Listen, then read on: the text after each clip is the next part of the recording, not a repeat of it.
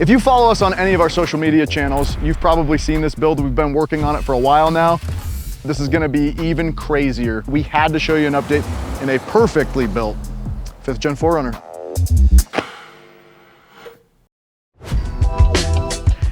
Let's start with my favorite part, as usual, the rear end. This is Descent Off-Road's high clearance rear bumper, and it has a hitch relocate, which is my favorite thing about it. We basically cut out your cross member and we re-weld the hitch up to have much more departure angle, and this thing is just beefy. You can tell engineers made it.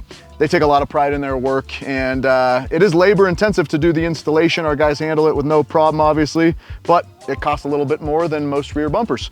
6,800 bucks is what you're looking at when you pay for powder coat, tax, freight, and 10 hours on the installation. It's jam-packed with features. We still do need the lights, which are brake lights, reverse lights, and turn signals as well. And we still need the swing out that goes on this driver's side, which is a ladder swing out. Pretty cool feature. I'm sure you'll see it on our social media once we have it installed on here. And when Nicole, the owner of this 4Runner, goes overlanding, it's gonna be really convenient to have that there. These swing outs are beefy.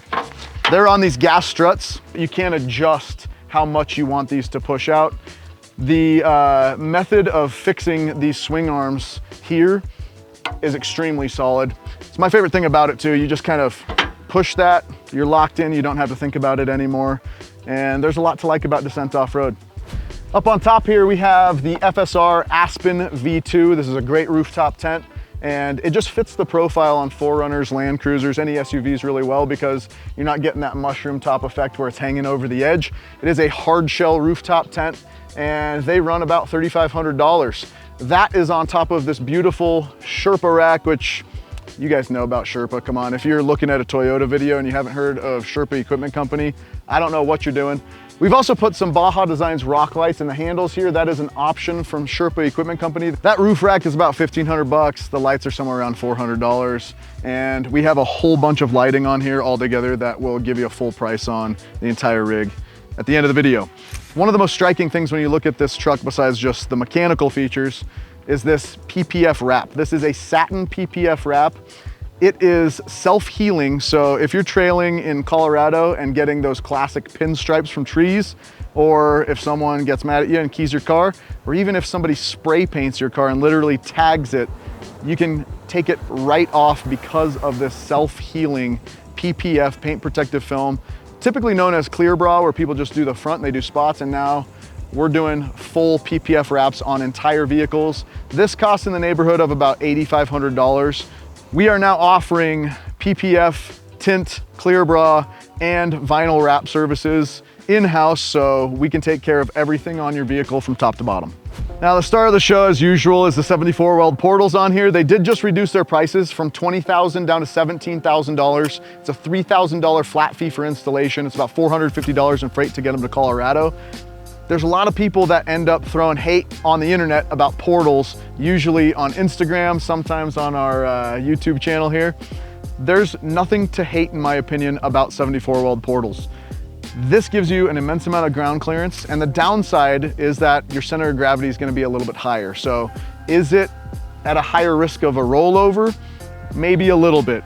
It's also wider though, so a wider stance with higher center of gravity. I'm gonna take the benefits of having an immense amount of ground clearance over the downside of having a slightly higher center of gravity all day.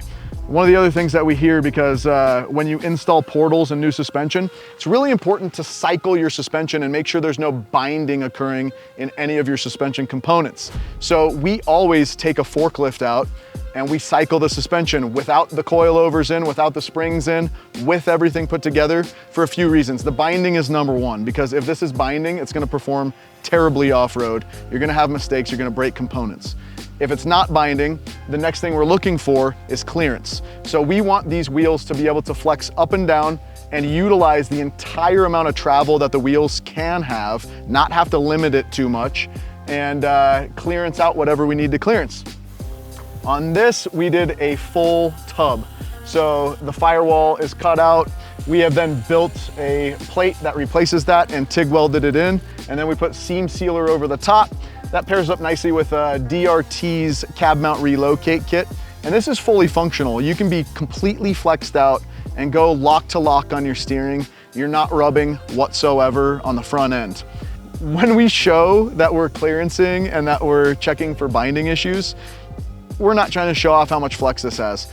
This has the same amount of travel generally as normal 4Runner that has King EXTs on it. It's more than stock wheel travel for sure, but we're not trying to show off the flex, okay? It's not gonna be affected by the portals whatsoever. Wheel travel will not be affected by the portals.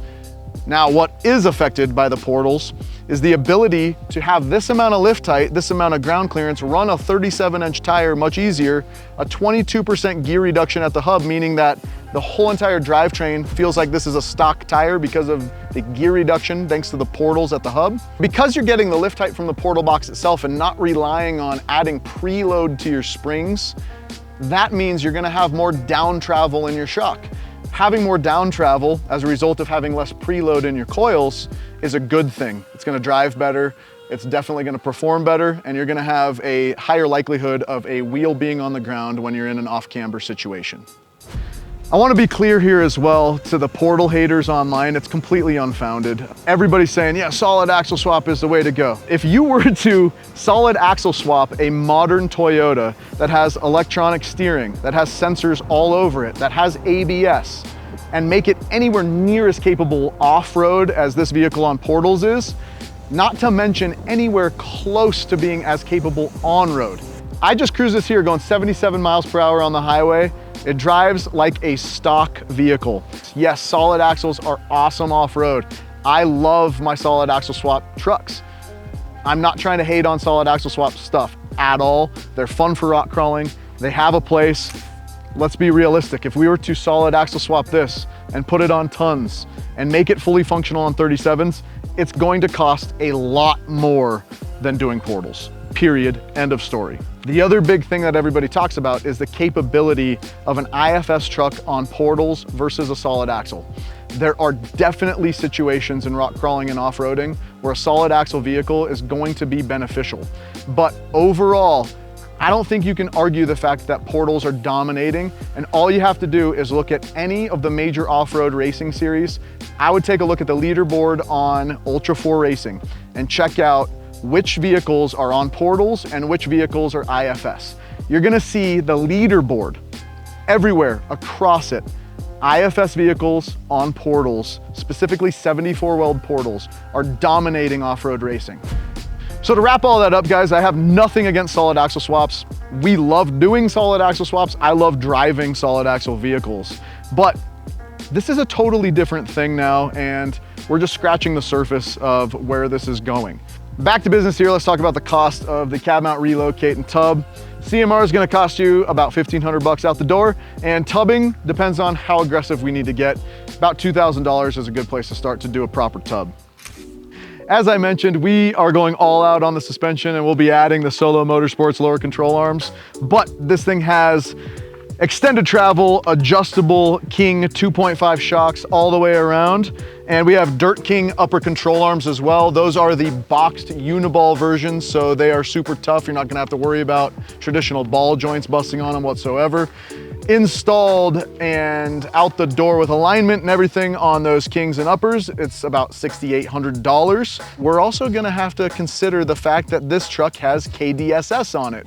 That is basically electronic sway bars. When you lift a KDSS truck, you have to account for the fact that you are changing the ride height, and that's going to affect your KDSS system. Now you can go in and delete it and piss off the ECU and have your Christmas tree lit up on the dashboard in there, but I'd rather just go with Dr. KDSS. It's basically a spacer kit that adjusts where those sensors think your factory ride height lies. And it's easy to install, it's an easy kit, very, very simple decision to make. You gotta do it if you lift a KDSS truck. It's about 850 bucks installed. Lucky for Nicole, she got her wheels and tires before tariffs hit, because although prices do fluctuate on tires and wheels, these are pretty much the only things on this vehicle that are not made in the US. Nonetheless, these are high quality, and she got them in before prices went up. So these blue Method 707s are in a positive 25 offset.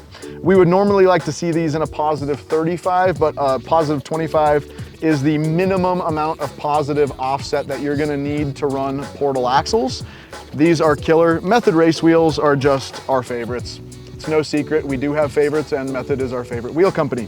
Bead grips are awesome because you don't have to worry about the nuances of having a traditional bead lock ring. There's an extra lip on the inside of this wheel that grabs the inside of your tire. And it gives you a lot more confidence and ability to air down lower without worrying about popping one of these beads. So I run bead grips, I air down to under 10 PSI, and I've never popped a bead, and I don't really think about it on Method bead grip wheels whatsoever. These were $319 at the time. I believe they're $359 now because of tariffs. And these Kenda cleavers at the time were 350 bucks, and I believe they're about $400 now each. With a mount and balance, which takes about an hour, TPMS, all that fun stuff involved, you're at about $32.50 out the door for wheels and tires. Now, the offset's important, guys, because we want to keep the steering happy. We don't want the scrub radius to be crazy. We don't want your steering components to be angry with having really far out components and adding a whole bunch of unnecessary leverage. When you have portals, your truck is quite a bit wider, about 3 inches on each side, which means combined with the unsprung weight that you're adding of the portal boxes, there's more leverage there. So everything we can do to account for that with geometry related to your steering and your suspension components, we'd like to alleviate as much as possible. So going to a more positive offset, which means a narrower stance. Positive means this wheel's mounting surface is closer to the outside. A 0 offset means that mounting surface is dead center. So depending on your wheel width, you can go up to about a positive 50 in an 8.5 inch wide wheel, and it'd be like a dinner plate on the outside here. That's what we want to see. While we're up here in front, let's talk about these awesome Morimoto headlights. These are the XB Evos. They're Pat's favorite headlights, and installed, you're out the door at about $1,500. They're killer. They have like a little topo design. I've never seen that before. Have you guys seen this thing? It's called topo. It's a pattern that I think might end up being pretty popular in the overland and off-road industry. You guys ever heard of topo before? Anyways, I actually do think that's cool in the headlights. While we're up here too, we did add a Pro Grill, and Nicole loves black and blue combo. So we did the blue lettering on the TRD Pro Grill with the custom overlay installed, 650 bucks to do that. And a beautiful Backwoods Adventure Mods bumper. My favorite thing about this bumper is the weight. When you're building an overland rig especially, weight is a big consideration. I believe these weigh under 100 pounds, and it's because this entire shell is aluminum and the winch cradle is steel. So the only steel part is the actual winch cradle, which then this whole entire bumper shell goes over and attaches to. We have the frame brace brackets in here as well, and we have a Born off-road winch with a Factor 55 flat link. And of course, we've replaced the factory fog lights with Baja Designs SAE street legal lights as well. This bumper is $2,000, and it takes us about 5 hours to install. If you have lights and winches to bumpers too, depending on your wiring, if it's a hybrid or not, it could fluctuate plus or minus an hour or two. We also have the Backwoods Adventure Mods rock sliders on here, and those do have the top plates. They're $1,200. And we also put the full RCI aluminum skid plates on here. Now, you might be asking why we chose aluminum. It goes back to the weight savings. So because the ground clearance is so aggressive on this vehicle, the chances of hitting skid plates are quite a bit lower. She will be hitting these though. She already took this to Moab and she got pretty aggressive. So I would not be surprised if we end up replacing these aluminum skid plates with steel skid plates in the future.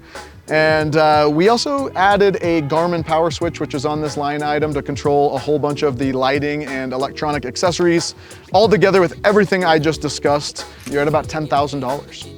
Even though portals allow you to run larger tires more easily, there's still a lot of considerations to make with clearancing. Cab mount relocate and tubbing on the front we already discussed, but we had to trim the fenders on the rear, and Dustin actually got as close as you can possibly get to cutting into this door. And before we put extended links in the rear, when we flex this out, it doesn't have as much flex as even a Subaru Outback has. Hawk 2. Yeah, before we flex this out, it was hitting here when it wasn't even close to hitting the bumps. So we cut this out as far as we could, still hitting, and then we added the adjustable links, scooted the rear axle back about an inch, and now it is fully functional. You can stuff it all the way at full bump, and it does not interfere or touch anything whatsoever. On the backside, we actually had to cut into the descent bumper as well. So this fender's trimmed out, and we matched the descent bumper, cleaned it all up. It looks pretty good, and the whole point of that is that it's fully functional. But those rear links do cost some money. It's about $3,000 to get that installed.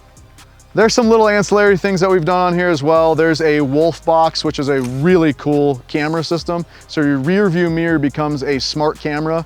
You can put 3 different views on this model. So we have a forward-facing view out of the windshield. We have a view that's straight down off the front of the bumper for off-roading.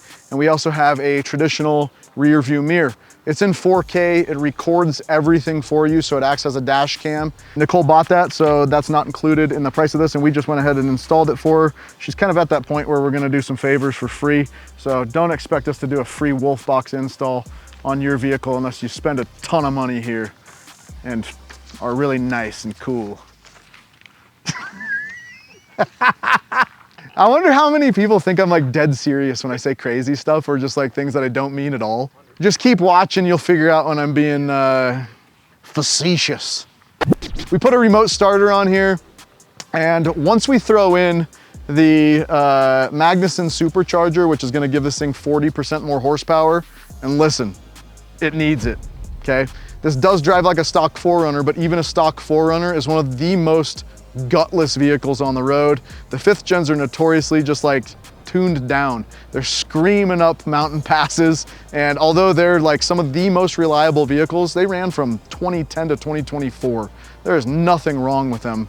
They look killer. The aftermarket support is second to none, really, but they need a supercharger. And I know that sounds crazy because it's $10,000 to install a Magnuson on one of these, but it needs it. Nicole's build here is just shy of $90,000 with absolutely everything. Pretty awesome though. Yes, you could spend $90,000 on a lot of things. Yes, many of you will never spend $90,000 even on a vehicle, not to mention the modifications done on a vehicle. But it is all relative, it's all perspective. There's no reason to hate somebody else for what they're doing with their money, especially if you earned that money and you're not hurting anybody. She's just out having a great time, and she definitely deserves it. She works hard and she is very cool. So there's nothing wrong with spending some money and bringing joy to your life and giving yourself the ability to go further, have more fun, and enjoy the great outdoors all over the country in a perfectly built 5th gen 4Runner. So if you need anything whatsoever, whether you're spending $1,000 or you're spending $100,000, we'd be happy to help you. We'll treat you the same no matter what. And we look forward to seeing you at our new shop space. Super exciting. I think the next video that we post after this is gonna be at our new shop. So we look forward to showing you everything going on there and making some exciting announcements along the way, and appreciate your support over the years, guys. Peace.